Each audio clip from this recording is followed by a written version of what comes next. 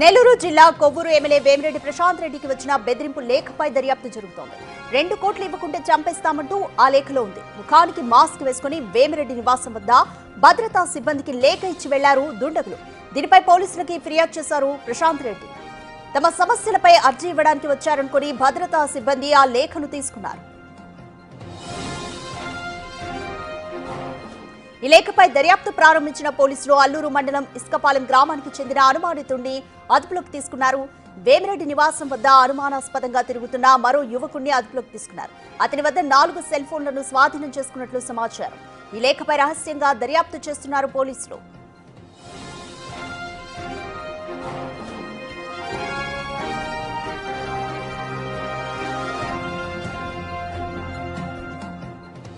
More details మా ప్రతినిధి సురేంద్ర అందిస్తారు. రైట్ సురేంద్ర, నెల్లూరు జిల్లా కొవ్వూరు ఎమ్మెల్యే వేమిరెడ్డి ప్రశాంత్ రెడ్డికి ఒక బెదిరింపు లేఖ వచ్చింది. సమస్య లేఖనే అనుకుని సిబ్బంది తీసుకున్నారు అంటూ కూడా వాళ్ళు చెప్తున్నారు. పోలీసులు ఈ కేసుకి సంబంధించి ఎంతవరకు పురోగతి సాధించారు? రాధిక, నెల్లూరు జిల్లా కొవ్వూరు నియోజకవర్గం ఎమ్మెల్యే వేమిరెడ్డి ప్రశాంత్ రెడ్డి బెదిరింపు లేఖ కలకలం రేపుతా ఉంది. ఇటు జిల్లా వ్యాప్తంగానే కాకుండా రాష్ట్ర వ్యాప్తంగా.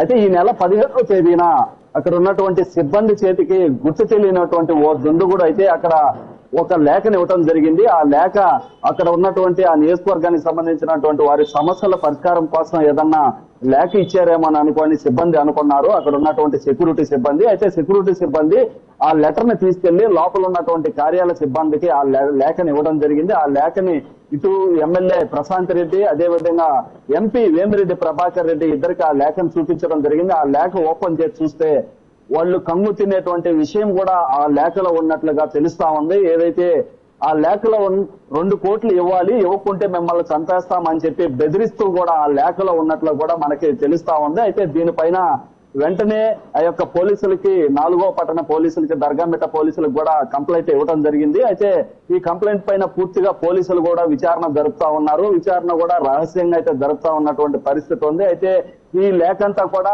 ఎవరు గుర్తు తెలియని వ్యక్తి ఇవ్వడంతో ఎవరిచ్చారు ఏంటన్నటువంటి విషయాలపైన అక్కడ ఉన్నటువంటి సీసీటీవీ ఫుటేజ్ ను కూడా పరిశీలించారు. ఆ సీసీటీవీ ఫుటేజ్ లో అల్లూరు మండలం ఇసుకపాలెం చెందినటువంటి ఓ వ్యక్తిని అదుపులోకి తీసుకున్నారు. తర్వాత మరో వ్యక్తిని కూడా అదుపులోకి తీసుకోవడం జరిగింది. ఆ వ్యక్తి దగ్గర నుంచి 4 సెల్ ఫోన్లు స్వాధీనం చేసుకున్నారు. ఆ 4 సెల్ ఫోన్లో ఉన్నటువంటి డేటా, ఎవరెవరితో ఫోన్లు మాట్లాడారు ఏంటన్నటువంటి విషయాలను కూడా క్లుప్తంగా ఈ యొక్క వివరాలను కూడా సేకరిస్తున్నట్టు తెలుస్తా ఉంది.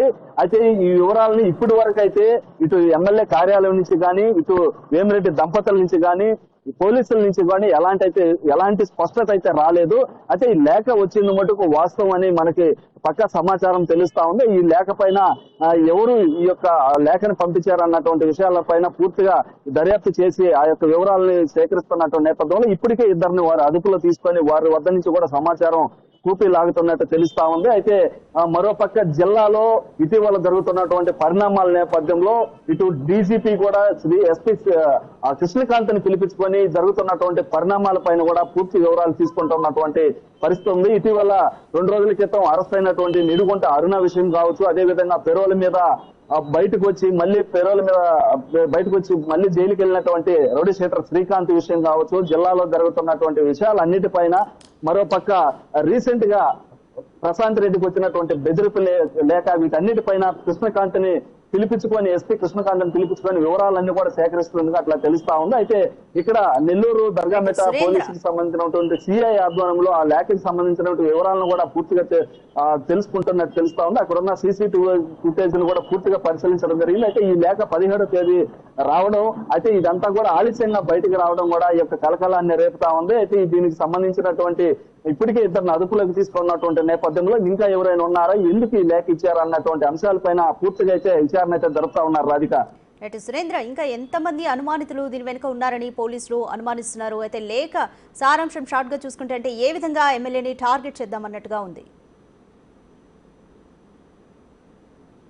అయితే ఇటీవల జరుగుతున్నటువంటి పరిణామాల నేపథ్యంలో ఈ యొక్క ఎమ్మెల్యే ప్రశాంత్ రెడ్డికి వచ్చినటువంటి లేఖలో 2 కోట్లు ఇవ్వాలి, ఇవ్వకుంటే మిమ్మల్ని చంపేస్తామని చెప్పి బెదిరించే విధంగా ఆ లేఖలో ఉన్నట్లుగా తెలుస్తా ఉంది. దాని మీద ఇప్పటికే ఇద్దరిని అదుపులోకి తీసుకున్నటువంటి నేపథ్యంలో ఇంకా ఎవరెవరు ఉన్నటువంటి విషయాలన్నిటిని కూడా చాలా గోప్యంగా రహస్యంగా విచారణ చేస్తున్నారు. అయితే పోలీసుల నుంచి కానీ ఇటు ఎమ్మెల్యే కార్యాలయం నుంచి కానీ ఎలాంటి సమాచారం రావడం లేదు.